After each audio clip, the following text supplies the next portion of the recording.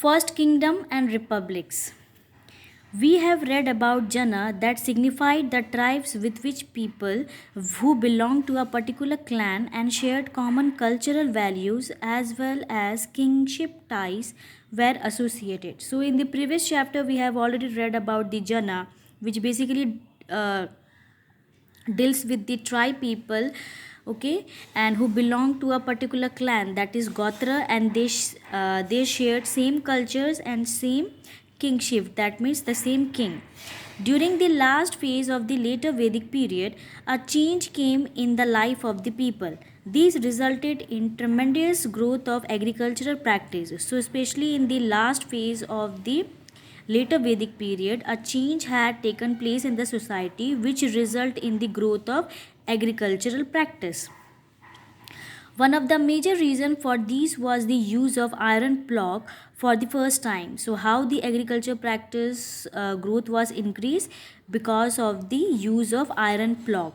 Another reason was the beginning of cultivating rice and the technique of paddy transplantation. So, the second reason is they started cultivating rice and the technique of paddy transplantation. Gradually, these developments lead to the emergence of new political entities covering wider areas than the Vedic Jana. So, gradually, because of these development, it leads to a new political society, especially uh, in the areas after the later Vedic period. Janapadas and Mahajanapadas. The term Janapada meant the foothold of the Jana, the territory where the Jana or the people of a certain tribe resided. So the term Janapada means a place where the people of a certain tribe they resided, that means they live. The term was also used for a territory under a ruler. So this term was also used that these jana belong to a particular ruler. As a jana or tribe became identified with particular territories, the rulers gradually came to be recognized as king of Janapadas rather than the Jana. So slowly and gradually, the Jana or the tribe they become more specified and more famous with a particular territories. Hence, the ruler was recognized as the king of Janapadas rather than a Jana. However, a number of ancient Janapadas continue to bear the names of the Jana tribes who lived there. So, however, the number of ancient Janapadas they continue to live together by the help of our tribes which they belong.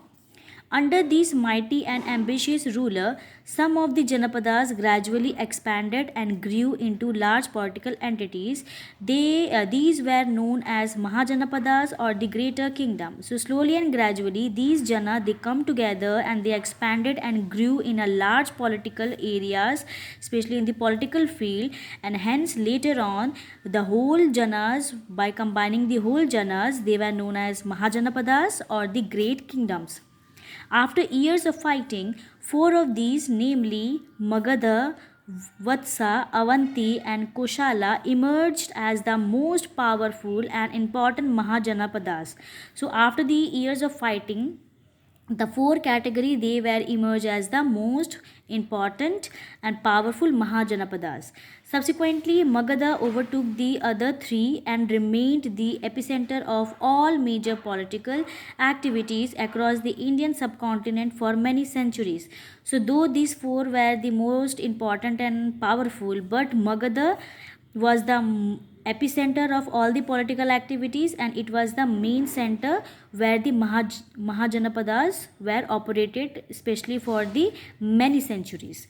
A brief description of these Mahajanapadas, their capital and location is given in the table below. So the main important Janapadas which are mentioned in this table along with the capital and location, they are very important. Go through this whole table. So first one is Gandhara, capital is Takshila or Takshashila or Takshila. Location is region between Kabul and Rawalpindi in the northwestern frontier province. Next is Kamboja, capital is Rajpur. Areas around the Poch area in the Kashmir. Next is Asmaka, capital is Putana. Location is modern Paitan in Maharashtra, located on the banks of the river Godavari. Next is Vatsa, capital is Kausambi, location is modern district of Allahabad and Mirzapur. Avanti, capital is Ujjain, location is modern Malwa, that is Ujjain, region of Madhya Pradesh. Next is Surasena, capital is Mathura, Mathura region at the junction of the Uttara Path and Dakshina Path in the Uttar Pradesh. Next is Chhedi, capital is Shuktimati, location is modern Bundelkhand area. Next is Mala, capital is Kushinara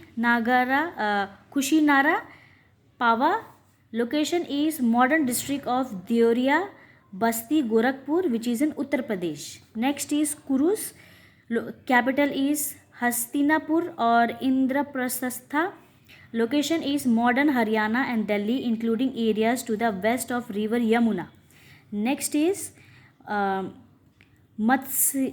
Matsya, capital is Viratnagar, location is area of Alwar, Bharatpur and Jaipur in Rajasthan. Next is Vajji, capital is Vaishali, location is north of the river Ganga in Bihar, seat of the United Republic of 8 smaller kingdom including Lachavis, Natrikas, Vidihas, etc. Next is Anga, capital is Champa, location is modern district of Munger and Bhagalpur in Bihar. Next is Khasi, capital is Banaras, location is located in and around the present day Varanasi in Uttar Pradesh. Next is Kosala, capital is Saraswati, location is district of Faridabad, Gonda and Bahraich, etc. in the present day Uttar Pradesh. Next is Magadha, which is very important. Capital is Girivraja or Rajgriha. Location is modern district of Patna, Gaya and parts of the Sahabad, that is in Bihar. Last is Panchala. Capital is Achitra, northern Panchala, Kampilia, which is southern Panchala. Location is present day Rohilkhand and parts of central Doab in Uttar Pradesh. So these are the main Mahajanapadas.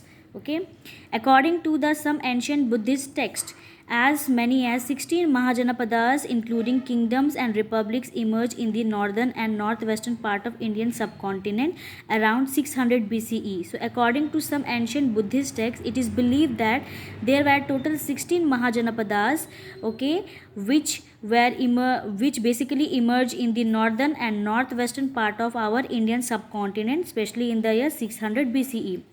These are regarded by historians as the earliest state in India. So according to Indian historians, they believe that these 16 Mahajanapadas, it is the earliest state in India. Major source of information, how we got to know about the Mahajanapadas. Non-literary sources are pottery called the northern black painted ware, punch marked coin, etc. So with the help of pottery, which was known as northern black painted ware, and the coins, with the help of coins we come to know about these 16 Mahajanapadas. And literary sources are Vedas, Brahmanas, Aranyakas and Upanishad, and early Buddhist and Jain text. So these are the major sources of information about the Mahajanapadas, and they are very important. Remember it.